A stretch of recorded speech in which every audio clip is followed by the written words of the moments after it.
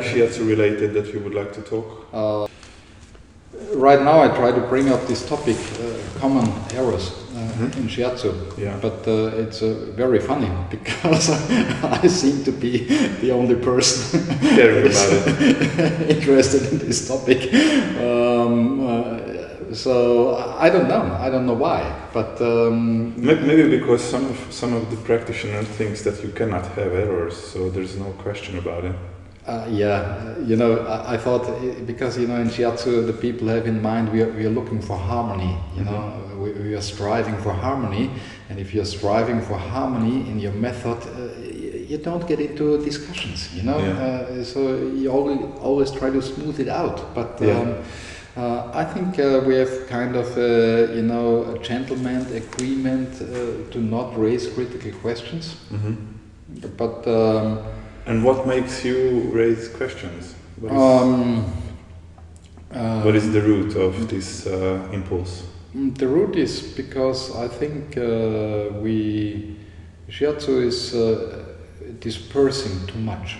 Like there are too many personal interpretations of the method, and I can see it in the European Shiatsu scene. Like everyone has a take on this, everyone has a take on that, and which is perfectly fine. But I don't think that's how the Asian arts in general work. To have a personal take on it, it's important, but.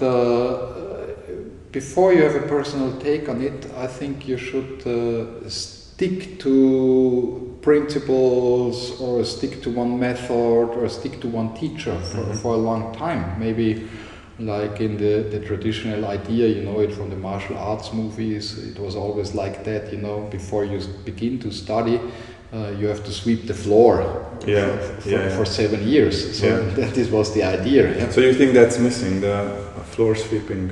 Yes. Before we came up with a style of our own. Yeah, definitely. I think we missed the floor sweeping. But what is the floor sweeping? It just means that you invest 7 years to polish the basic principles, the root principles. So I take 7 years and I stick to the root principles and until they are polished, till they are integrated into my system, because it's also very funny because you could say 7 years, 8 years, but this is also the Qing cycle, the Qing cycle of our body. So within one Qing cycle we really have incorporated what we are doing, and if we don't wait for that period of time, then I think we are really missing something of these principles. So I think maybe it's something to do with the quicker and faster way of life that we have.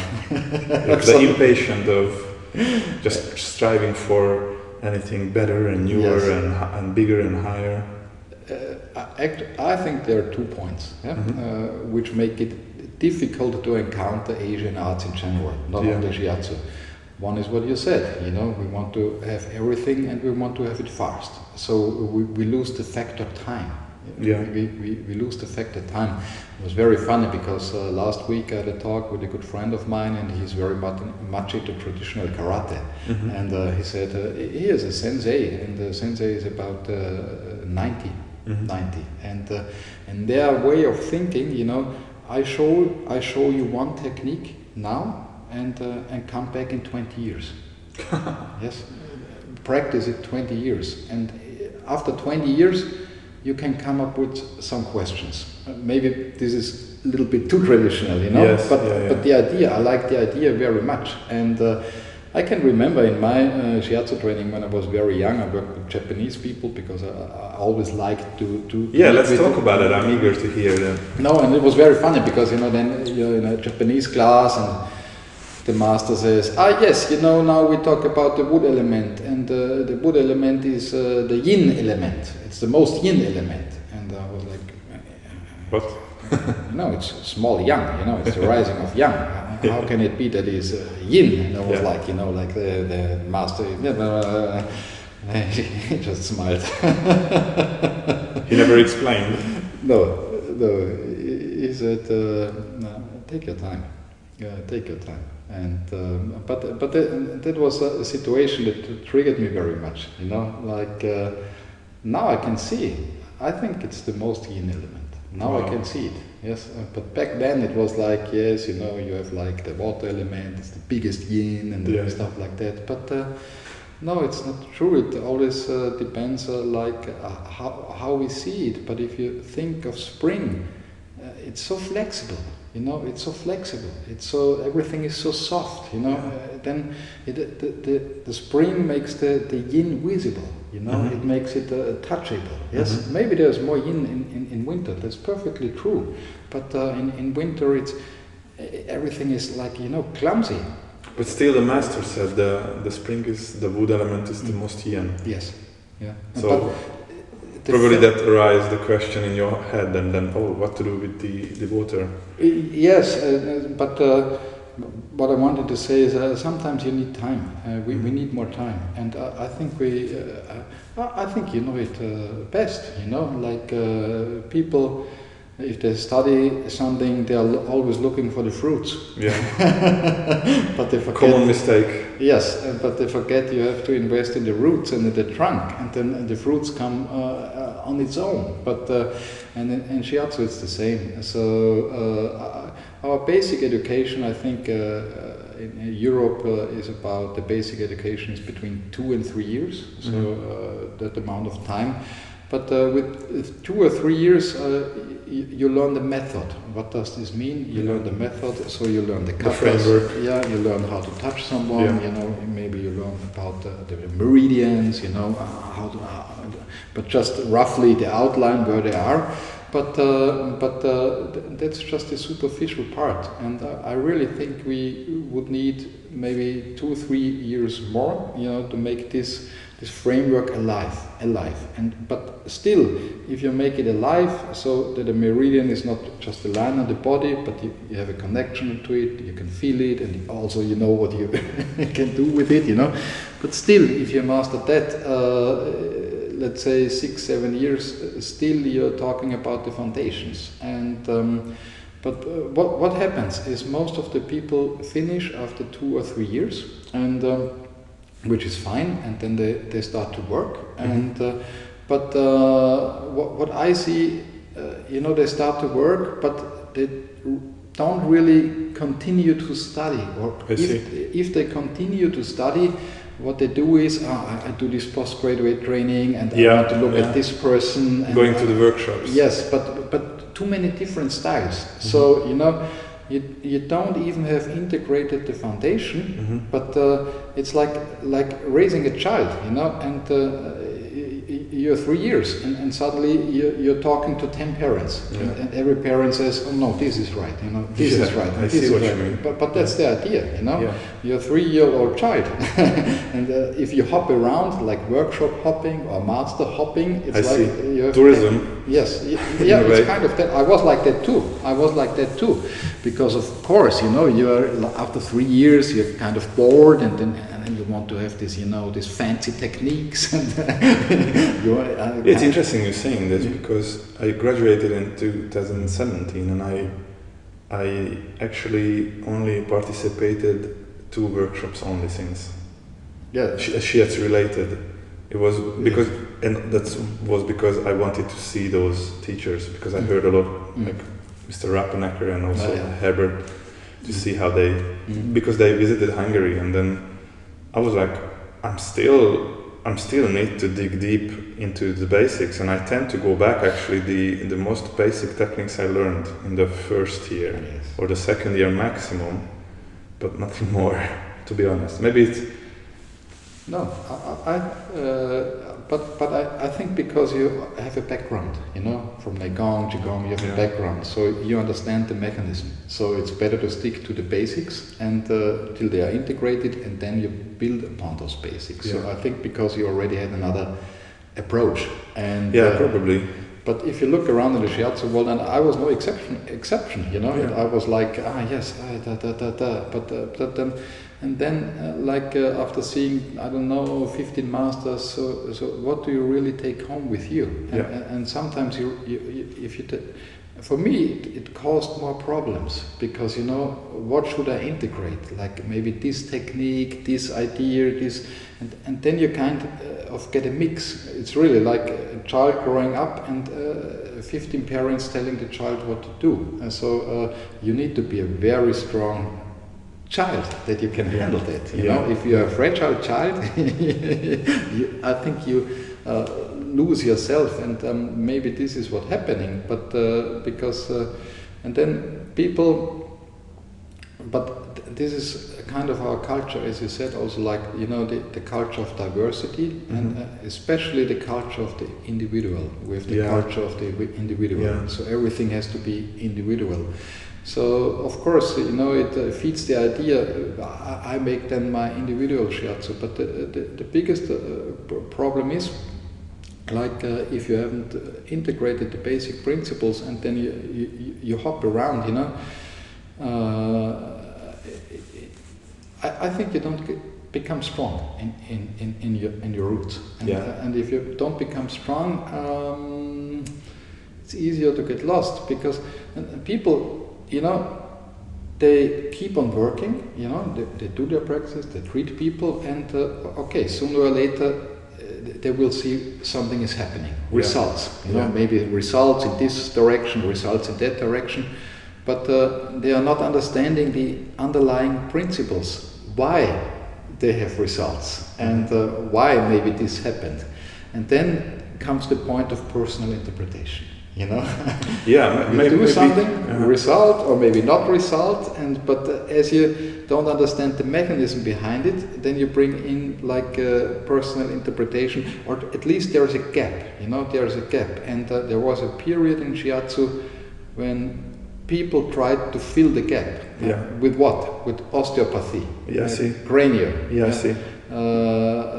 chakra philosophy. You know, with that's amazing. Talking skills, like you know, language, psychology. Psychology.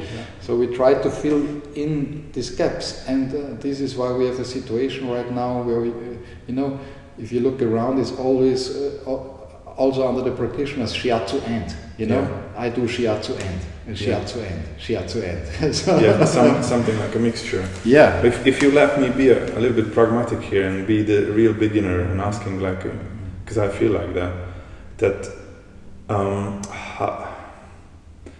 I see, if I look back, I can see some of the experienced teacher giving a workshop or giving some lectures, they actually can show the essence of the understanding, which comes from probably 2 decades or 3 decades or something like that.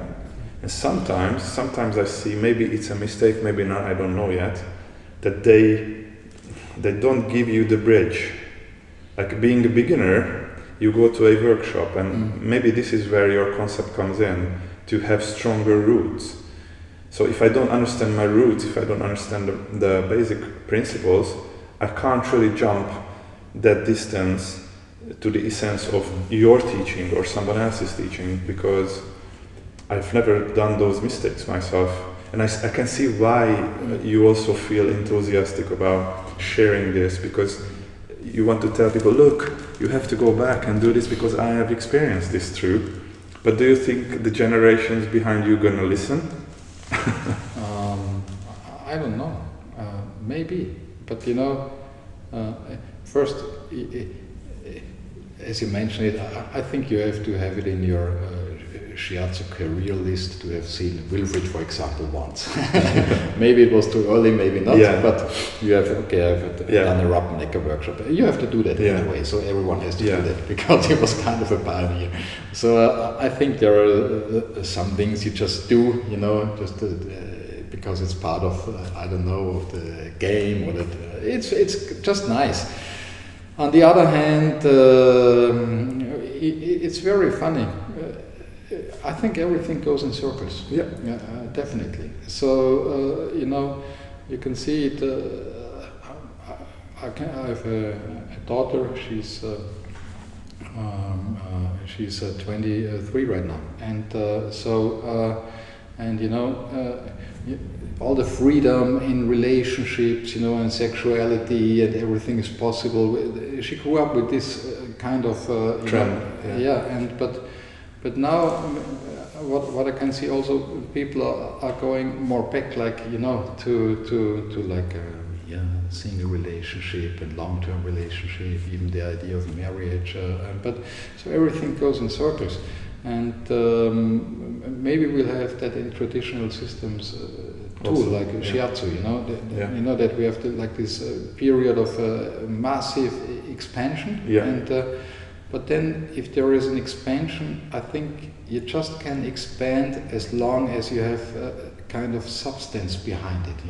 If you expand and there is no yin field, gravitation, no yin field behind it, then you lose the yang energy, and then it starts to. There's no container. Yes, no container, and nothing to pull it back. So I think we reach this point, because the container then would be what is our core. What are the principles? What is Shiatsu anyway? And so actually, you are the messenger. If I'm like that, I mean, not you personally, but what you try to tell everyone now, that look, maybe we have a phase of a little bit of contraction now because we expanded too much.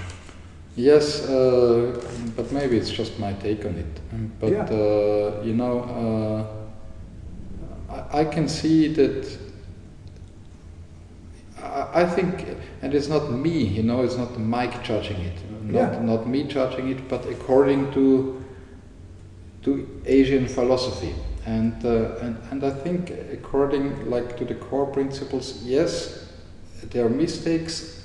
I think so, and there are errors, and I think sometimes it's not good, to go out.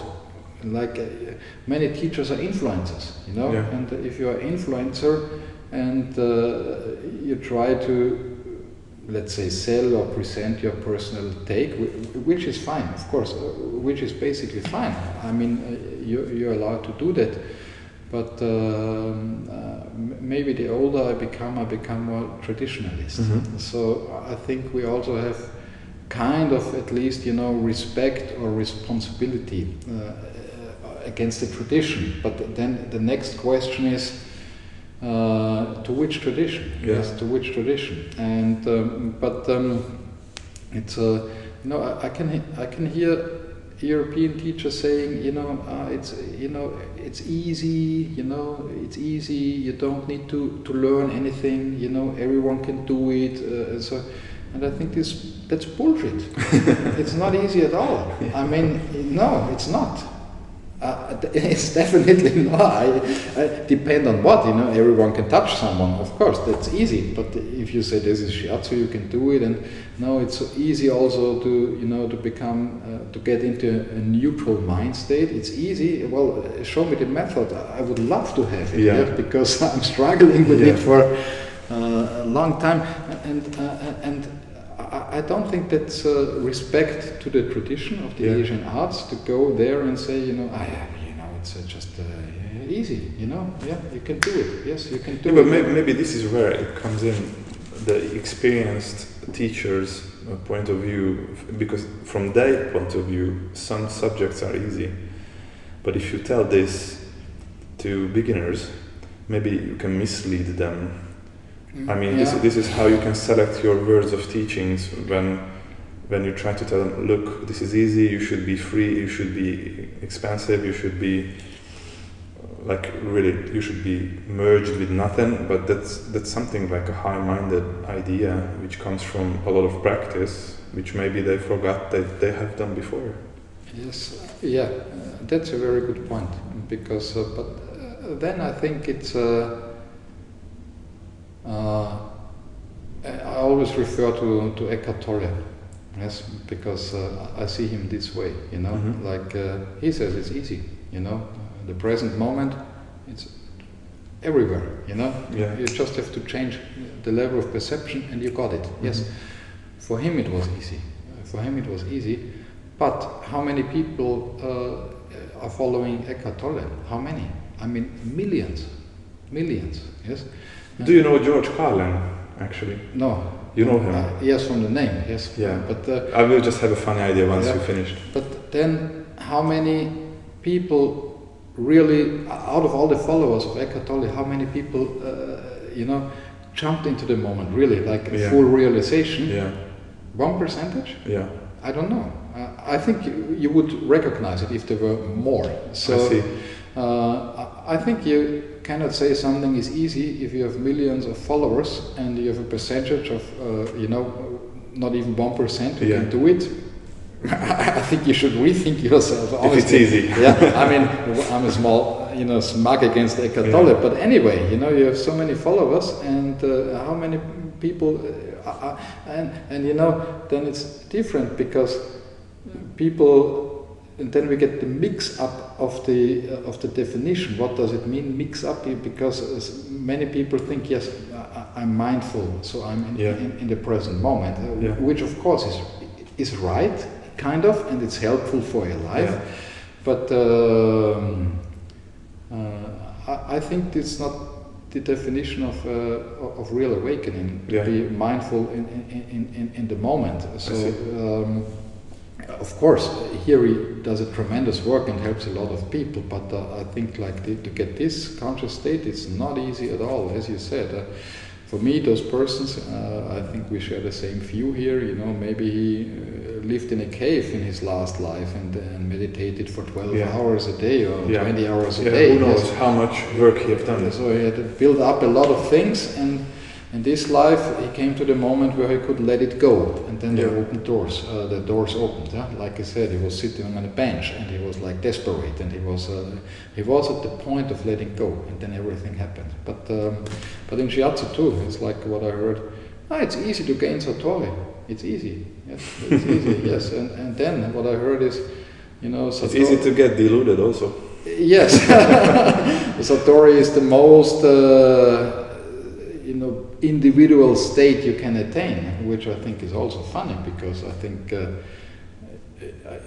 as it's defined, you lose all your individuality, it's the one situation which is not subjective. It should be the most objective situation, because all the filters are gone. So it cannot be a subjective experience, not at all. But, I see what you mean. But anyway, and you see that in the scene, people spreading it, and so I'm like the frustrated dog in the back, just barking out a little bit. And then they start to hate you more. Yes, maybe, but look, because if you say something that is not good for your ego, is not something you like to hear, then of course you will feel some sort of resistance towards that person. Because why they talk about some hot topics, some crazy topics. Yes, but it's not about offending anyone. It's more Asian art gave me so much in my life, and really it's and they have such a beauty, and they have such a depth within it, and it's not I'm against any trend, but I think we also should honor, like the idea, what is possible and what they offer us. So don't make it an esoteric, everyone can do it. Yes, too easy, woolly movement, and I think that's happening a little bit. It's too much. Dispersing, as you say. Dispersing, so, but with Shiatsu it's difficult to talk about it, because Shiatsu is a young method, but still then, yes, you have to get back in Japanese folk medicine, but and I get critics, and I think they are right, because they say, yes, then why not stick more to Japanese tradition. But basically I find it funny, because if you're not Japanese or Chinese to take any opinion on that, because a European telling me that I should more take the Japanese view, and not, but I think if we work with the energy system, and the body, we should look for systems that help us understand the mechanisms we use. Yeah. And basically, I think the mechanisms are the same everywhere, but certain systems are more helpful to understand the idea because they are more evaluated and they give us more understanding. And then it's maybe a good idea to choose those philosophies to back up Shiatsu. It's not against Shiatsu, but for example, yes, we work with meridians and we work with Chi. But in the Shiatsu tradition, we don't have really good concepts. So what is Chi really? How can I cultivate Chi? How can I use Chi? How can I feel Chi? So, and two, what are meridians? And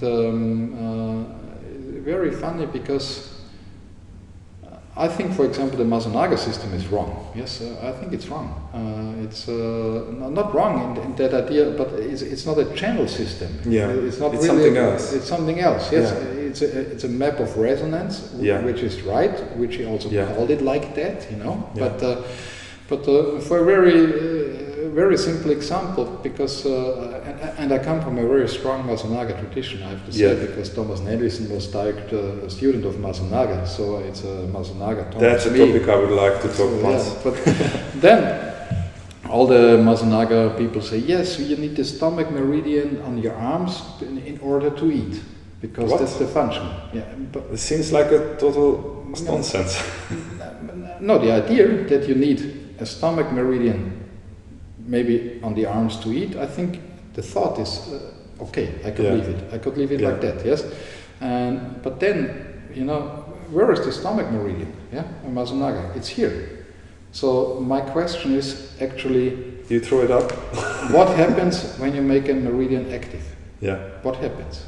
What happens? And we are not clear about that. In Shiatsu we are not clear about that, because as I experienced it, and other traditions stated very well, I think if you activate the stomach meridian, you get more a movement like this, following the muscle chain. Yeah.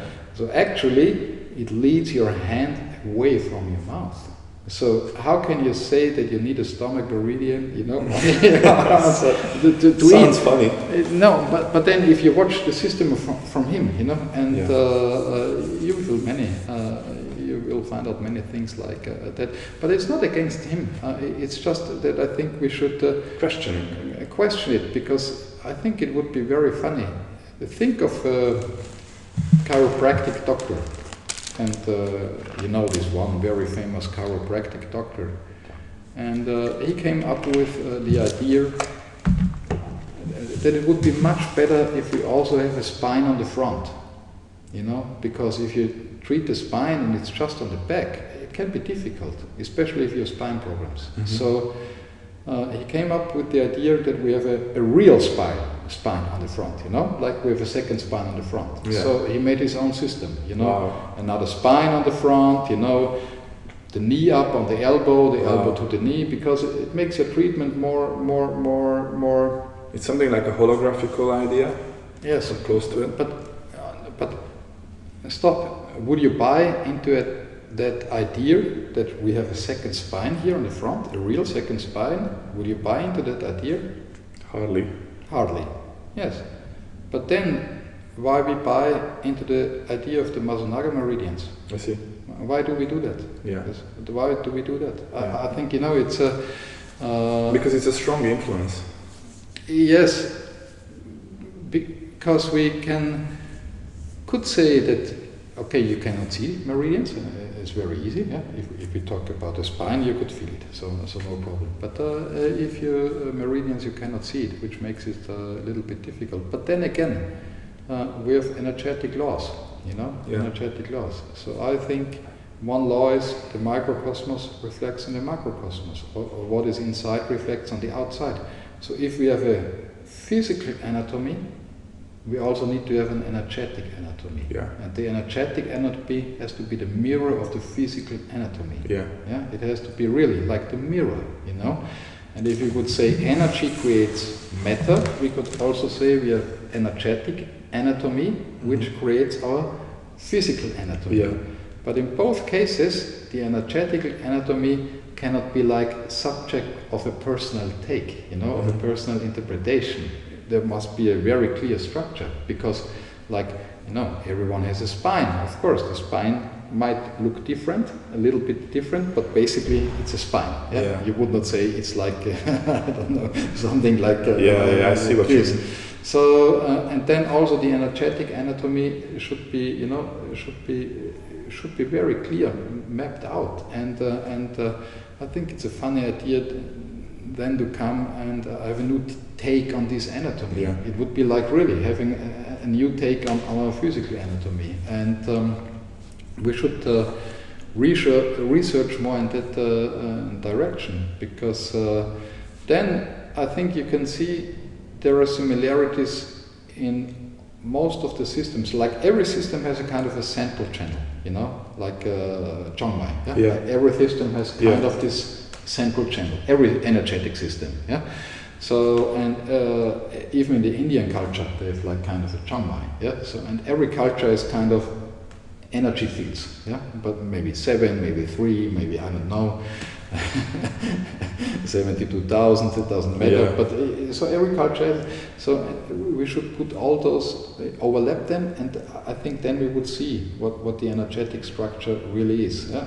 Of course, there are differences, because maybe some focus more on the bones, some focus more on the blood system. So it might vary, but in general, there should be energetic anatomy, and I think this is the meridian principle, and to interpret it, it's quite I would say it's interesting. Yeah, I'm curious.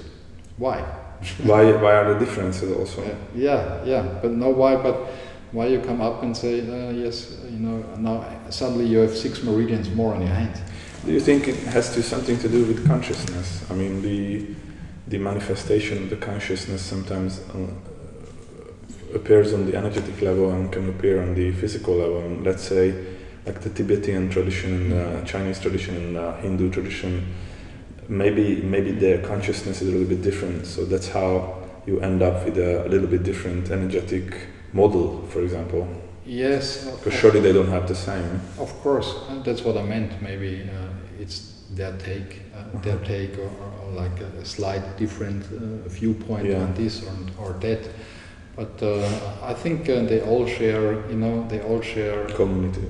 Yeah, but at least some basic principles everyone shares, like the principle of polarity. Yeah. I think you find it everywhere. And like there is polarity or unity in polarity. And what you also find is that matter reflects in energy, and energy reflects in matter. And that's also. But I think the difference is because they have a different mindset. The Yi might be shaped in a different form because of their tradition, like everyone has a tradition, and the Yi in the background might be the filter where you can see like the energetic phenomena. So they see more this, they see more that. But then there's a interesting part, but I think we get too woolly maybe now, because in the Asian continent there is the idea, like like the old masters, they were all kind of connected. Mm-hmm. They were all kind of connected because they were tuned into, however you want to call that field. Something higher. Yeah, maybe. Yeah, but it was like a mobile phone. It was like Zoom. They were all with their consciousness. They were kind of in a Zoom state. Yeah. So. That's why you have like same ideas popping up in different systems. So, and I think so. Like there are very common roots, and this is what the masters brought in. And I think the rest is more again like a little bit of interpretation. Yeah. So, I think there are truth and maybe different takes on the truth. That's it. But we are losing Shiatsu. And one last question, because I have to go to work now. Maybe another question, just a funny input, just back to George Carlin. He has a gig, like a part of his gig about time. And actually he's questioning this nice, beautiful phrase to be in the moment. And he's questioning and he's asking, do you think it's possible to be in the moment? Because he's like, look, here's the moment comes and where this is goes. Another moment comes, I want to grab it, but I just can't. Do you think it's possible, actually? What Eckhart Tolle says, to be in the moment, like in a George Carlin way, like a more open, light-hearted, humorous way to approach this question. Yeah, then we maybe should really define what does it mean of being in the moment. But actually, I think you can. Yes, I think you can. But maybe it's not called the moment anymore. No, but it has to do with our relation to time. Yeah. You know, it's how we relate to time and how we create time. And so also if you know. I'm just referring back to it is easy, the quote, it is easy to be in the moment. Yeah. Which to me, from this George Carlin perspective, so easy to share you. It's not because it's not true. No. I think just to sum it up, I would advise learning out of my mistakes, and that's a quote a friend of mine said. It's it's very easy to be a good lover to 50 women. Yeah? It's easy to be a good lover to 50 women. Yeah, but it's very hard to be a good lover to one woman for 50 years. Yeah. And I think that's a very wise quote, because what does this mean? Like if you have one method and you want to be a good lover, I see. Every day you have to, invest in it, and restart, take care of it, love it, nourish it, and but at the end of the day, if you stick, like, if you get the idea with one person, try to be the best lover to the one person, what you get back is incredible. And if you're a good lover to 50 person, well, it's nice, but you never have the same value. What do you get back at the end of the day? And this is how I see. I think that's a nice approach to Asian arts. Be a good lover to one system. I see. Not to 50 systems. I see. Because at the end of the day, you will get a payback. Such a nice thought to close our talk. Yeah. Thanks a lot. Thank you very much, and probably we will continue. Yeah, it would be nice. With some more extreme talks, maybe. Cool. Hey, thanks a lot. Thank you very much. Have a good day.